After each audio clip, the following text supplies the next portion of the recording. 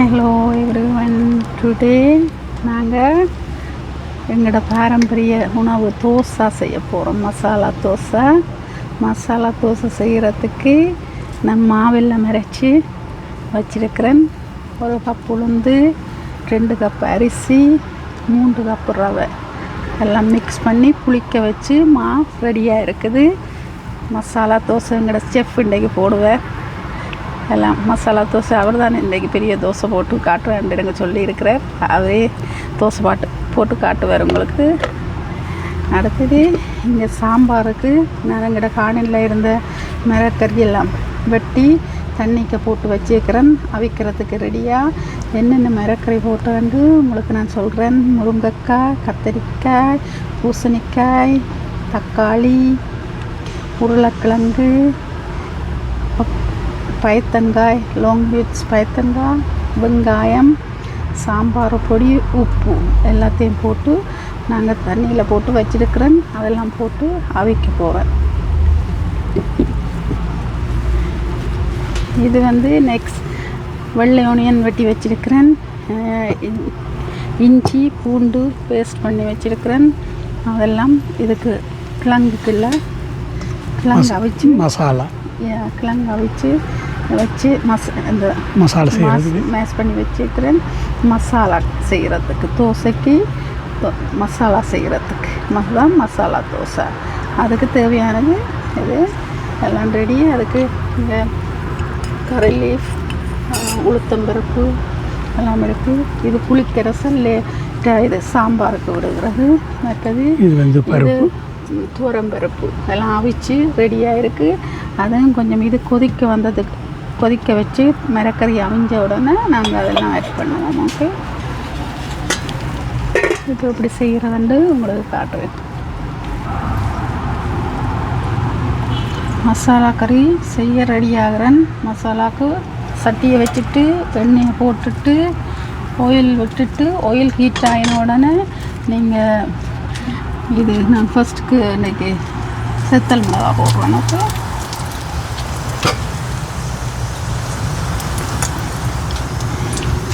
செத்தல் மிளகா போட்டதுக்கப்புறம் கடுகு போடுறோம். ஓகே,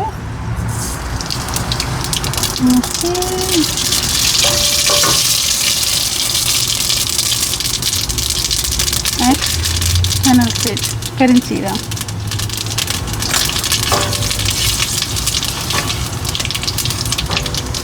எல்லாம் 1 டீஸ்பூன் போட்டால் போதும். நெக்ஸ்ட் உளுத்தம்பருப்பு எல்லாம் போட்டு இது ஃப்ரை பண்ணுவோம்.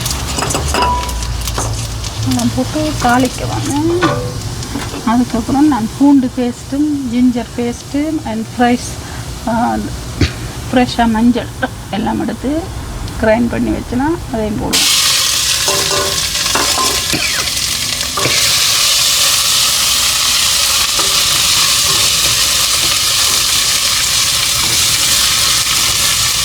இன்றைக்கி எங்களை கனடாவில் வெளியில் வச்சு தான் சமைக்கிறோம். கொஞ்சம் காற்றடிக்குது.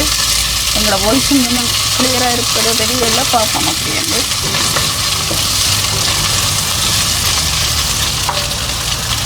ஓகே, நெக்ஸ்ட் நான் கொஞ்சம் மஞ்சள் பவுடர், மஞ்சள் தூள் அதையும் கொஞ்சம் 1 டீஸ்பூன் போடுறேன். ஓகே, எல்லாத்தையும் போட்டுட்டு கொஞ்சம் அப்படி தாளிக்க வேணும்.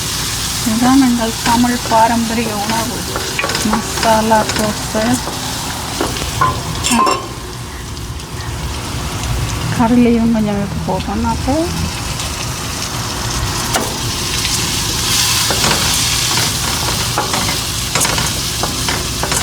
கொஞ்சம் காற்று இருக்கிறதால உங்களுக்கு ஹீட்டெல்லாம் ஸ்லோவாக இருக்குது. படிக்குது.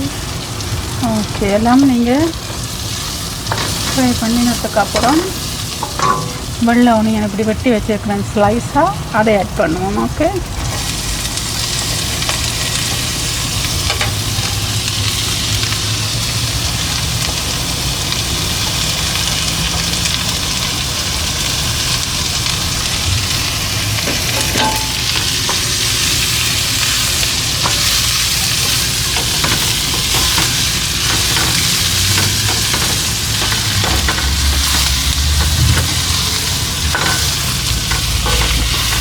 ஓகே, எல்லாம் நம்ம வெள்ளை ஒனியன் போட்டதுக்கப்புறம் வெள்ளை வெங்காயத்தை போட்டதுக்கப்புறம் நல்லா அந்த ஒரு கோல்டன் கலருக்கு ஃப்ரை பண்ணி வருவோம்.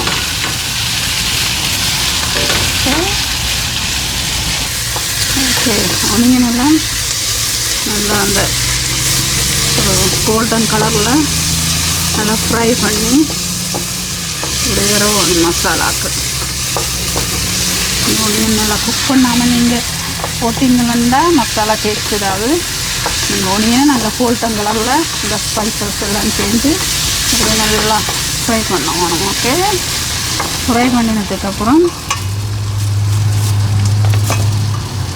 பொட்டேட்டோ மசாலாவை போடுவோம். ஓகே, ஃப்ரை பண்ணுறதுக்கு ஒரு 10 மினிட்ஸ் எடுக்கும்.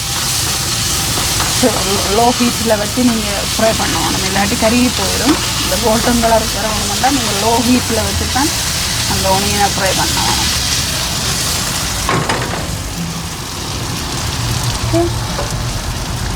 இப்போ நல்லா கோல்டன் கலருக்கு வந்துட்டு. ஓகே, கொஞ்சம் ஃபோக்கஸ் பண்ணுங்க. ஓகே, நல்லா கோல்டன் கலருக்கு வந்துட்டு நான் இனி இந்த மசாலாவை ஆட் பண்ண போகிறேன். எனக்கு லோ ஹீட்டில் வச்சுட்டு ஆட் பண்ணணும், இல்லாட்டி உங்களுக்கு அது வேணாயிரும், அடிப்பிடிச்சிடும்.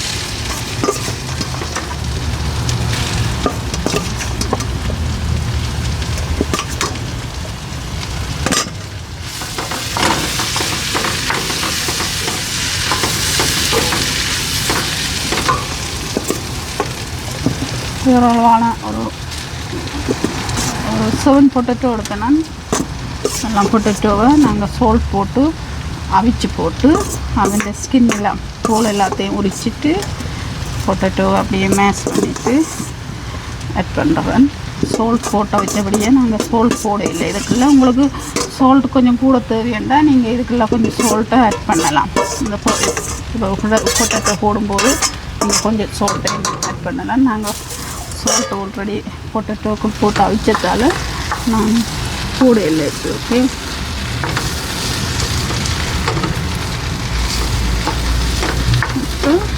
இதை நல்லா லோ ஹீட்டில் வச்சுட்டு லோ ஃப்ளேம் ஹீட்டில் வச்சுட்டு நீங்கள் இதை மிக்ஸ் பண்ணுவாங்க. ஓகே,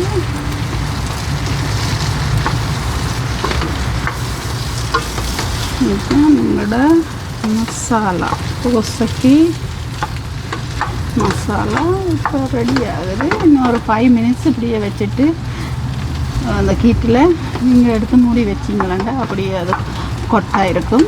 தோசை ரெடி ஆகினாலுமே தோசையோட சர்வ் பண்ணலாம். ஓகே ஓகே ஓகே இப்போ சாம்பார் நான் எல்லாம் தண்ணிக்கு போட்டு வச்ச மிரக்கறி எல்லாம் கொதிக்க வச்சு நான் தண்ணி எல்லாம் வச்சு குக் பண்ணுறேன். எனக்கு கொதிக்க இல்லை. நீங்கள் பார்ப்பீங்க என்ன காயலண்டு எல்லாமே இங்கே தெரியுது. பூசணிக்காய், கத்தரிக்காய், முருங்கைக்காய், கேரட்டு, தக்காளி, பயத்தங்காய் எல்லாம் போட்டு அவிய வைக்கிறேன். நல்லா அவிய வேணும். நல்லா வெஜிடபிள் எல்லாம் நல்லா அவிஞ்ச உடனே அதுக்கப்புறம் நான் புளி கரைச்சி வச்சுருக்கிறேன். புளியும் போட்டு துவரம் பருப்பும் அவிச்சு வச்சுருக்கிறேன். அதையும் மேஷ் பண்ணிவிட்டு இதுக்குள்ள ஆட் பண்ண வேணும். சோல்ட்டு உங்களுக்கு தேவையா சோல்ட்டு போடலாம். நான் இப்போ சோல்ட்டும் கொஞ்சம் போட்டுருக்கிறேன். போட்டதுக்கப்புறம் பாருங்க கொஞ்சம் கொதிக்கட்டும். மூடி வச்சா தான் கொதிக்கும். கத்திரிக்காய் எல்லாம் போட்டது இப்போ மூடி இருந்தால் தான் அவியட்டுக்கும். ஓகே, 5 மினிட்ஸ் எல்லாம் திறந்து பார்ப்போம். ஓகே, சாம்பார் இப்போ கொதிக்குது. திறந்து பார்ப்போம். எல்லாம் சாம்பார் வெஜிடபிள் எல்லாம் கொதித்து அவியுது. அதுக்கப்புறம் நான் இங்கே இது செய்து வச்சுருக்கிறேன். பருப்பு எல்லாம் துவரம் பருப்பு எல்லாம் அவிச்சு அதை மசிச்சு வச்சுருக்கிறேன். இப்படி அதையும் போட்டுட்டு இன்னும் புளிக்கரசலும் வச்சுருக்கிறோம். புளிக்கரசலையும் போட்டு புளிக்கரசல் அதையும் போட்டு வச்சுட்டு இந்த டாலையும் போட்டு எல்லாத்தையும் மிக்ஸ் பண்ணிவிட்டு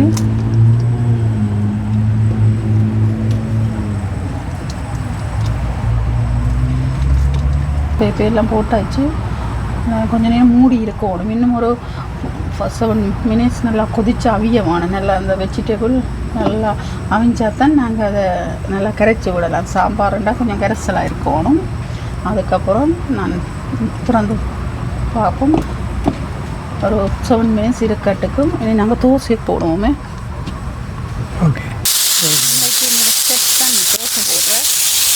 தோசை ஸ்டெப் ரெடி ஆகிட்டார். தோசை போடுறதுக்கு எப்படி தோசை போடுறாருன்னு பார்ப்போம். சாம்பார் அங்கால போயிட்டு கொண்டு இருக்குது. இந்த கொட் பிளேட்டில் தோசை போட போகிறேன். எப்படி போடுறாருன்னு பார்ப்போம். ஃபஸ்ட்டு க்ளீன் பண்ண வேணும். தண்ணி அடித்து இந்த அந்த ப்ரஷ்ஷால் நல்லா செய்ய வேணும். அதுக்கப்புறம் கொஞ்சம் ஆயில் போடுறேன். ஆயிலையும் போட்டு நீங்கள் ஒரு டெம்பரேச்சருக்கு வச்சுருப்போம். கொட் பிளேட்டை போட்டு அழகாக வரும். இல்லாட்டி கறி செய்யும்.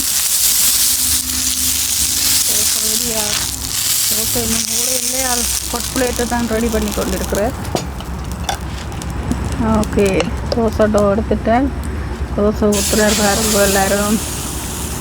நீங்களும் இப்படி தோசை போட்டு போகிறாங்க. உங்களோட செப்புக்கு எக்ஸ்பீரியன்ஸ், நல்ல எக்ஸ்பீரியன்ஸ் இருக்குது தோசை போடுறதுல. 10 years நாங்கள் கனடாவில் ரெஸ்டாரண்ட்டில் தோசை போட்டவர். தோசை போடுறேன் பாருங்க. இதை விட பெரிய தோசை போடுறவர் ரெஸ்டாரண்ட்டில் லைக் 5 feet தோசை எல்லாம் போட்டவர். பேப்பர் தோசை போட்டவர். இது வீட்டில் நாங்கள் இப்படி தான் செய்து சாப்பிடலாம். கனடாவிலும் நாங்கள் வீட்டில் இப்படி எங்களோட பாரம்பரிய உணவை செய்து சாப்பிடலாம்ன்றது நான் உங்களுக்கு இப்போ காண்பிக்கிறேன். நீங்களும் இப்படி வீட்டில் செய்து சாப்பிடுவதற்காகத்தான் இந்த வீடியோவை உங்களுக்கு காண்பிக்கிறேன். நீங்களும் இப்படி வீட்டில் தோசை போட்டு சாப்பிடுங்கோ. ரெஸ்டாரண்ட்லேருந்து அதை இன்னும் பெரிய ஹோட்டல் மசாலா. ஆமாம், இது வந்து மசாலா பொட்டேட்டோ மசாலா கறி நான் செய்து வச்சு அதை அதில் போட்டு வைக்கிறேன். கொஞ்சம் போமாக இருக்கட்டுக்கு வந்து தோசை ரெடி ஆகினோட தோசையோட சர்வ் பண்ண வேறு நினைக்கிறேன். சாப்பிட்றதுக்கு எல்லோரும் ரெடி ஆயிருங்க பிள்ளைகள்.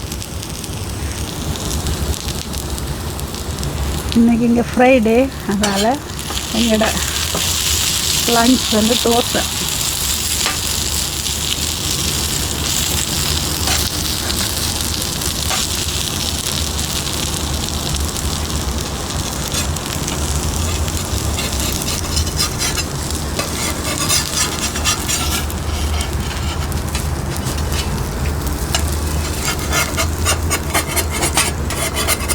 ஆயில் விட இல்லைன்னா இன்னும் கொஞ்சம் கூட ஆயில் விட்டால் ஆயில் போடும்.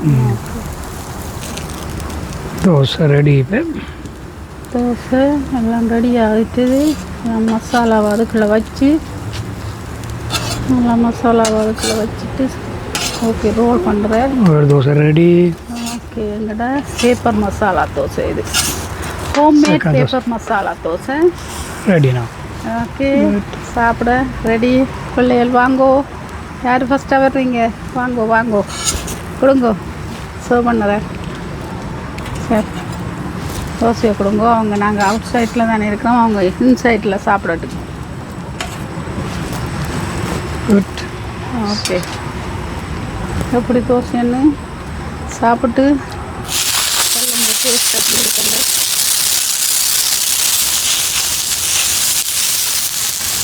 மசாலா தோசை சாம்பார் சட்னியோட சாப்பிட நல்ல டேஸ்ட்டாக இருக்கும்.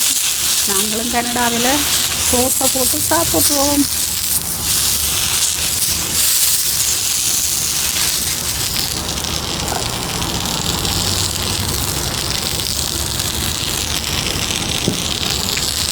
ஓகே, தோசை நான் போட போகிறேன்.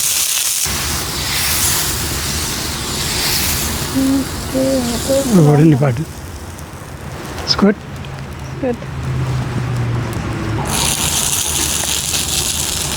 எல்லாரும் சாப்பிட்டுட்டாங்க.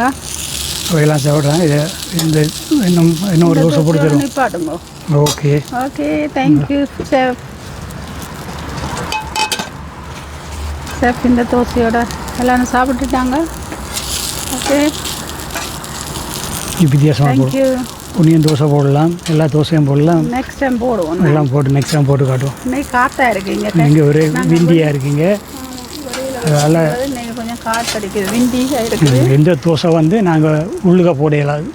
ஆமாம், இதுதான் இங்கே பிரச்சனை. அதுக்கு தான் இந்த தோசையை நாங்கள் வெளியே போடுறோம். அதில் உள்ளுக்கு போட்டால் எங்களோட ஃபயர் எல்லாம் அடிக்கும், கூட கிச்சன் எல்லாம் நல்ல அந்த டொப் ரூப் எல்லாம் அந்த இதாக வந்துடும், ஆயில் எல்லாம் ஸ்டீம் போய் டூவில் கொடுத்து. அப்போ வெளியில் செய்கிறது தான் நீங்கள் நல்லது. தேங்க்யூ. சாம்பார் எல்லாம் ரெடி ஆகினதுக்கப்புறம் நீங்கள் ஆஃப் பண்ணிவிட்டு இனி அதுக்கு நீங்கள் ஒரு ஃப்ளேவர் கொடுக்குறதுக்கு அதுக்கு டொப்பிங் தாளித்து போடுறோன்னு சொல்லுவாங்க. அப்படி போனோன்னா நான் எண்ணெய் வச்சுட்டு இப்போ செத்தல் மிளகா போட்டிருக்கிறேன். செத்தல் மிளகா போட்டுட்டு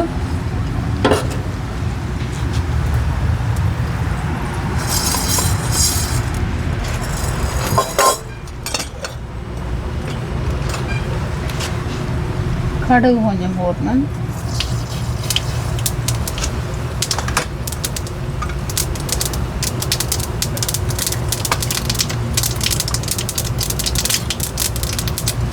எல்லாம் நல்லா தாளிக்கணும். இது வந்து பெருஞ்சீரகம்,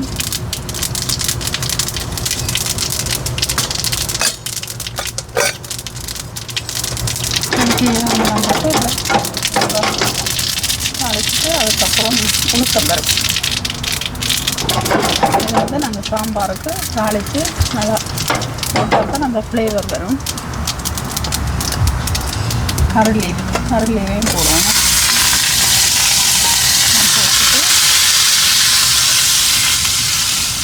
இது லாஸ்ட்டாக நீங்கள் இப்படி தாளிச்சிட்டு இப்படி போட்டு ஒன்று எல்லாம் சாம்பார் அவிஞ்சி எல்லாம் முடிஞ்ச உடனே இதை நீங்கள் லாஸ்ட்டாக இதையும் போட்டு பெருங்காயம் தூளும் போட்டிங்கன்னா அந்த சாம்பார் நல்ல வாசமாக நல்ல டேஸ்ட்டாக இருக்கும்.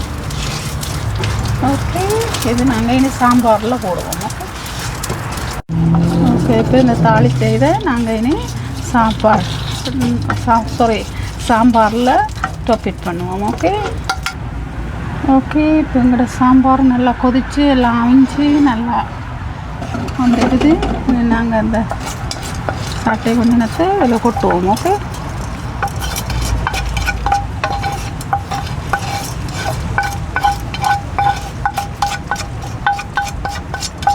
ஓகே, தாளித்ததெல்லாம் இதில் போட்டுட்டு நீங்கள் மிக்ஸ் பண்ணிவிட்டு நீ கொஞ்சம் இந்த பெருங்காய பவுடர் போடணும். ஓகே,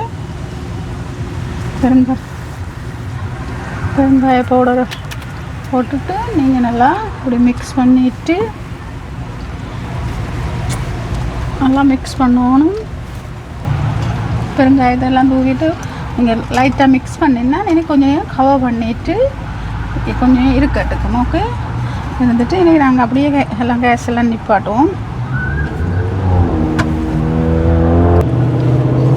ஓகே, இப்போ எங்களோட சாம்பார் நல்லா ரெடி ஆகிருச்சு. நல்ல ஸ்மெல் வருது, அந்த பெருங்காயம் எல்லாம் நல்ல ஃப்ளேவராக இருக்குமென்னு நினைக்கிறேன். நல்ல ஸ்மெல் வருது. நாங்கள் இனி எல்லோரும் சாப்பிடுவோம். சாப்பிட்றதுக்கு சாம்பார் ரெடி, எல்லாருக்கும் சர்வ் பண்ணுவோம். மசாலா தோசை ரெடி. இன்றைக்கி எங்களோட செஃப் களைச்சி போயிட்டார், தோசை போட்டு அவரே சாப்பிட போகிறார். இப்போ அவர் சாப்பிடும்போது நான் உங்களுக்கு வீடியோவில் காண்பிக்கிறேன். அவர் ரெடியாகிறார் சாப்பிட்றதுக்கு. வாங்கோ சாப்பிட. ஓகே, தோசை ரெடி, சாப்பிடுங்க. பாப்போம் எப்படி சாப்பிட்ற எப்படி இருக்குன்னு பார்ப்போம். தோசை நீங்கள் என்ன ஓன்லி தோசை தான் செய்தது, நான் தான் மசாலா செய்தேன், சாம்பார் செய்தேன். எப்படி டேஸ்ட்டுன்னு சொல்லுங்கள் பார்ப்போம். மசாலா சூப்பர். தோசை மிக்ஸுன்னு நான் தானே, நீங்கள் ஓன்லி அதை போட்டது தான். அந்த கொட் பிளேட்டில் தோசை ரவுண்டாக போட்டு சுருட்டி வச்சது. தோசை போடுறதுல இருக்குது டேஸ்ட். டெம்பரேச்சர் அது சரியாக போடணும். நான் அவ்வளோ அப்படி எனக்கு அந்த ஹீட்டில் நிற்க மாட்டேன். இவர் நின்று போடுவார் தோசை. அளவாக போட்டுருக்குறார். ஓகே, எல்லாம் டேஸ்ட்டு நல்லா இருக்குது. நல்லா இருக்கலாம். சூப்பராக super super super super. Thank you. Okay everyone, thank you for வாட்சிங் அவர் வீடியோ. இன்றைக்கி நாங்கள் மசாலா தோசை எப்படி செய்கிறாண்டு பார்த்துருப்பீங்க. நெக்ஸ்ட் வீடியோவில் இன்னொரு குக்கிங்கில் உங்களை பார்க்குறோம். ப்ளீஸ் சப்ஸ்கிரைப் பண்ணுங்கள், லைக் பண்ணுங்கள், ஷேர் பண்ணுங்கள். Happy Friday every one. Thank you for வாட்சிங். பாய் பாய்.